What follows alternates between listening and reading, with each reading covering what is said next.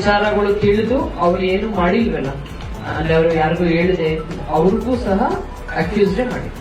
ನೀವು 8 ಜನ ಕೊಟ್ರೆ ನಾವು 10 ಜನ ಮಾಡಿ. ಯಾಕೆಂದ್ರೆ ವಿಚಾರ ಗೊತ್ತಾಗಿಯೂ ಅವ್ರು ಯಾರಿಗೂ ಇನ್ಫಾರ್ಮ್ ಮಾಡದೆ ಹೈಡ್ ಮಾಡಿರೋರ್ನು ಸಹ ನಾವು ಅದೇ ತರನೇ ನಾವು ಅಕ್ಯೂಸ್ಡೇ ಮಾಡಿದ್ವಿ, ಅವ್ರನ್ನೂ ಸಹ ಜೈಲಿಗೆ ಕಳಿಸ್ತೀವಿ.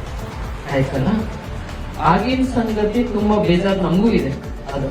ಯಾಕೆಂದ್ರೆ ಫಸ್ಟ್ ಇನ್ಸಿಡೆಂಟ್ ಅಲ್ಲಿ ಅದು ಆಲ್ಮೋಸ್ಟ್ ಆಕ್ಸಿಡೆಂಟ್ ತರ ಕ್ರಿಯೇಟ್ ಮಾಡಿದ್ರು. ಪೋಸ್ಟ್ ಮಾರ್ಟಮ್ ಅಲ್ಲಿ ಗೊತ್ತಾಯ್ತಿದೆ ಅದು ಮರ್ಡರ್ ಅಂತ. ಸೊ ಯಥಾವತ್ ಹಂಗೇನೆ ನಾವು ಮಾಡಿದ್ವಿ, ಯಾವುದು ಕನ್ಫರ್ಟ್ ಮಾಡೋದು ಇಲ್ಲ, ಮಾಡಕ್ಕೂ ಬಿಡಲ್ಲ. ಊರಲ್ಲಿ ನಿಮ್ಗೆ ಏನಾದ್ರು ಮತ್ತೆ ತೊಂದರೆ ಆಗ್ತಿದೆ, ಈಗ ಸದ್ಯಕ್ಕೆ ಒಂದು ಡಿಆರ್ ವ್ಯಾನ್ ಇದೆ, ಕರೆಕ್ಟ್ ಅಲ್ವಾ?